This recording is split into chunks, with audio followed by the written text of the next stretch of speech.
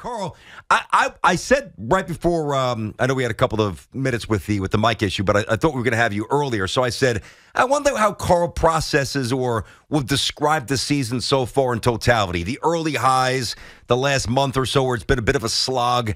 If you had a couple of words to describe this season so far, what would you use? How would you describe it so far?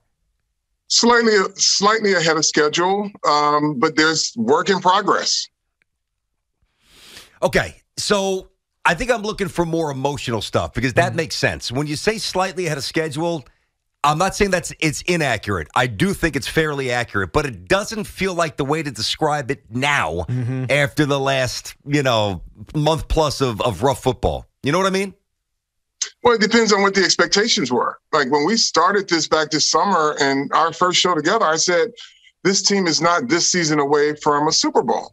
So they are, in terms of a total reconstruction, I think they're a bit ahead of schedule. But listen, I mean, fans get their hopes set high with every win, and then there is a different level of expectation. But listen, they have an opportunity to go to the playoffs. It's right in front of them. If they can achieve it, that'll be great, and the expectation should be higher next year to build upon that. But right now, you're going to have there are going to be games like Sunday where they're just not good enough. Yeah. And they're not, and you just can't make those mistakes. And Carl, do you think Giants fans should be disappointed? Like, what should be the emotion that Giant fans should have? Because it's easy to say, they weren't supposed to be that good anyways, but they were still in playoff position. What should be the emotion that Giant fans should have?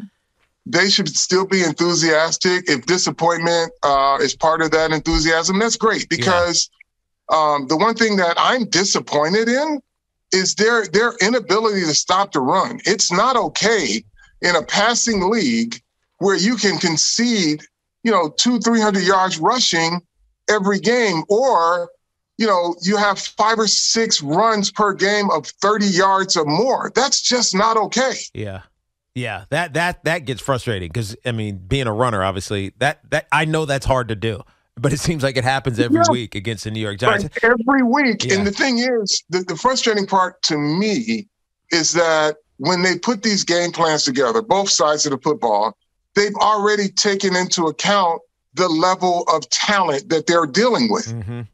So guys just have to do what they're supposed to do, and they should have a moderate level of success. So it's frustrating to me. Yeah, no, I can imagine. And as a defensive-minded guy that you are, sitting and calling and watching all this happen, I know it's got to be driving you crazy. But, some of it is explainable because of the injuries in the secondary. The secondary is just – they're trotting out guys that shouldn't be playing. You know what I mean? And so that's part of the excuse. But I wonder if there is some criticism – that could or should be labeled at Wink because he doesn't vary, right? He just expects you to be able to do what he's calling, even if you're not equipped to do it. Well, yes and no. Like I think Wink is a wizard when he's got great players and when he's got good players. But when you're down to your third team players, I sincerely believe, Tiki, that they have already accounted for that. They have depreciated the talent, and he's saying, okay, I got to get pass rushers. I just need these guys to get close. Yeah. If your strength is your pass rush, right? There are times like, I know and everybody knows Julian Love has an incredible football IQ, but situational awareness where he could knock the ball down instead of intercept it would have been great for the team. Yep. But he goes for the interception and he misses it, unfortunately. But those are the plays they count on. The guys who can must. Yeah. The guys who can't just don't break it. Just be where you're supposed to be, and the rest of it will do what it's supposed to do. Yeah, and he owned it. We had him on the show yesterday. He owned it as we knew that he would, but now you got to make that play, right? So we're talking a two-time champ, of course, Carl Banks, great Giant, part of the radio crew here on The Fan. So, Carl, let me hit you some numbers here. 53, 22, 39, 63, and 28. Those are the rushing totals in 5 of the last 6 games for Saquon. I know he's a bit banged up. I know there's circumstances, no real threat against the pass, so you can kind of stack the box, whatever. Does that on any level alter the way the Giants should view him for the future, in your opinion? No, I don't think so. Who put King Henry back there and see what he can do. I mean, I don't know if there's a better alternative. I think the realities are the interior of their offensive line has been wholly inconsistent and very transient, to be frank. So I think that impacts it. I don't think he has dead legs. I just don't think that there's a lot to work with at this point. And when it's there, he hits it. I mean, we've seen in the last couple of games, he's probably had a couple good runs, and then the rest it gets choked off. Yeah. And by the way, that's not a knock on my part on Saquon. It's more bringing the question to the table, is there a better way to disperse the money? I mean, you look at this, I know he got hurt, but Breece Hall, second-round pick, Bam Knight off the scrap heap, he's doing damage. There's ways to find running backs and pay them peanuts. They got a lot of holes, so you couldn't take that money? I'm just asking. I know it's unpopular, but you couldn't take that money and make the Giants a better team? Yeah, and you could probably pay him money and make the team better as well. I can't get into that portion of it. I know people like to speculate that. I'm going to wait and see what Joe Shane and this crew does in terms of what they feel is important in terms of building the team and rebuilding the team. I want every player in the league to get as much money as the team is willing to pay them. Yeah. And I think Saquon Barkley will more than justify whatever they pay him, because he's that guy. He's part of that culture.